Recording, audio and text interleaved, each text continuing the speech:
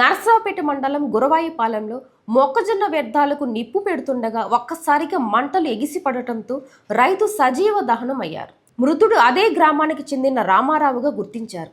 ఇటీవల మొక్కజొన్న పంట కోసిన క్రమంలో పొలంలో ఉన్న వ్యర్థాలను దహనం చేద్దామని వెళ్లిన గంజి రామారావు ఒక్కసారిగా మంటలు ఎగిసిపడటంతో మంటల్లో చిక్కుకొని రామారావు మృతి చెందారు.